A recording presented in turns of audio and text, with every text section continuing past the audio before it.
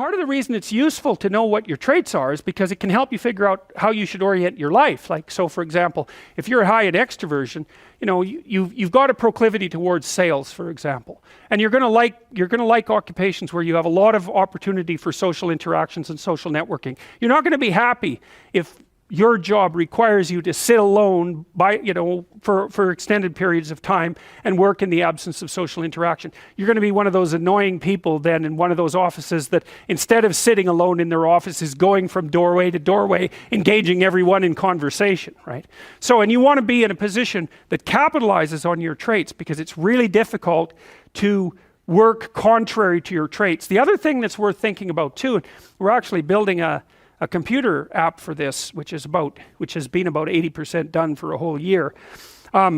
We've got a hypothesis that we're still working out that's supported to some degree by the relevant literature. So imagine that you're looking for a stable partner, right? So you might think, well, what do you want in a stable partner? And at least in principle, one of the things you don't want is too much mismatch between you and that person on the 5 fundamental dimensions. So for example, if you're really extroverted and you have a really introverted partner, you're going to engage in continual conflict about how much social activity the two of you should subject yourself to. And it's very, very difficult for people who widely differ on those dimensions to come to consensus, because it's not just a matter of opinion, right? It's really a matter of different, if you're looking at extremes, of really different types of people. And the thing about introverts is they just don't enjoy large-scale social interaction that much. One-on-one, they're often fine, but in a group, they don't like that, and it tires them out. Whereas a real extrovert, it's like you isolate them and they just wither on the vine, because a huge part of what actually motivates them in a positive way is tangled up with social interaction.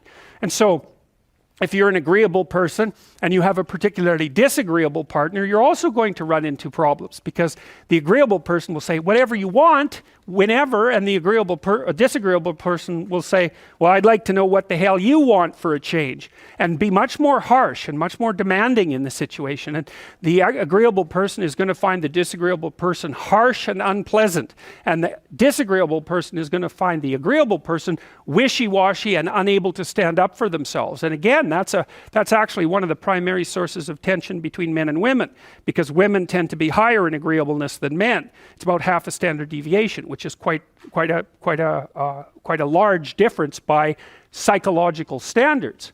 And so what that means, I probably haven't got the statistic quite right, but I think I've got it about right. What that means fundamentally, just so you have some sense of how large an effect that is that if you have a group of men and women and you pick out random pairs, the woman is going to be more agreeable than the man 60% of the time. So that's not an overwhelming proportion, but it's reliable, and it's quite large by psychological standards.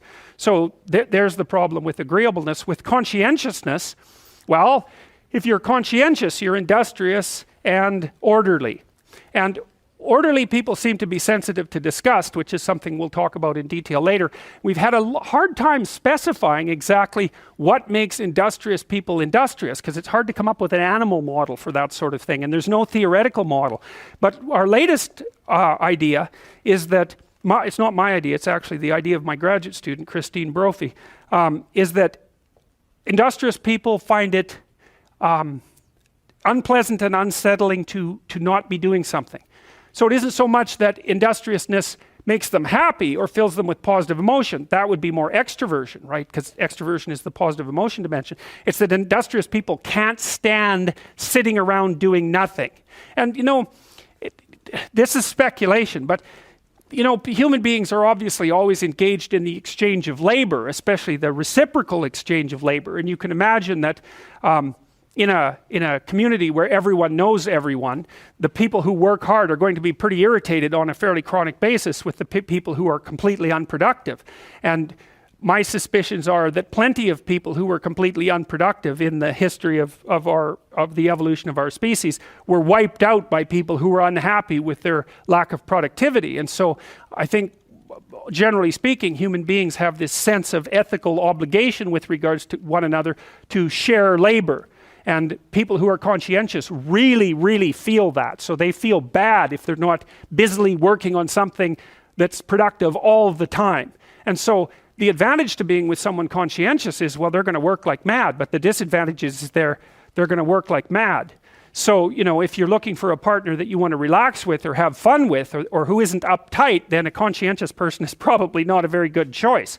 On the other hand, if you're a conscientious person and you're living with someone who's really unconscientious, that's good because they might be able to help you relax, but you're not going to be happy with them because they don't work nearly as hard as you do. But even worse, on the orderly dimension, you know, some of you have had roommates and maybe you're more orderly than your roommate. What does it mean?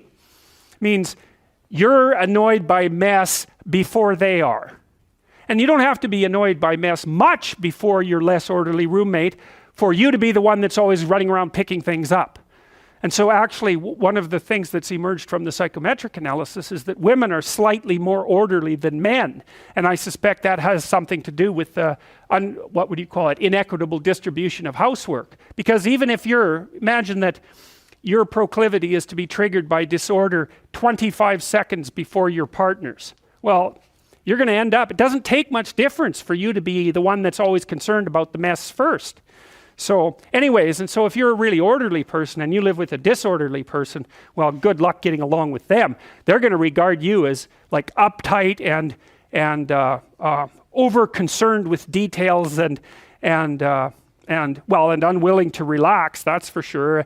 And they're going to regard you as, well, just a bloody mess. And how can anyone possibly live with someone like you? And so another reason why it's useful to understand your personality is because I think it gives you a better crack at finding someone that you can actually live with over the long run. And we don't know what the optimal, I don't think you want to live with someone who's exactly like you, because then both of you have the same strengths and weaknesses. And there's a bit of a problem there, right? Because maybe an agreeable person can use a bit of a disagreeable person around them to balance each other out, and vice versa, right? So we don't understand the optimal balance for long-term thriving in a relationship, but I think we do understand the fact that if you're too different in your traits, that where you're different is going to constitute a chronic source of conflict. So anyway, so you can think about that. So.